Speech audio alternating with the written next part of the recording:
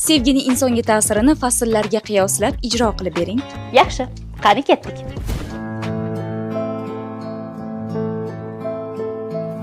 Seni juda ham yaxshi ko'raman. O'zingni ehtiyot qilgin, xo'p? Yaxshi ham hayotimda borsan. Ertaga yana xabar olaman. Xayr.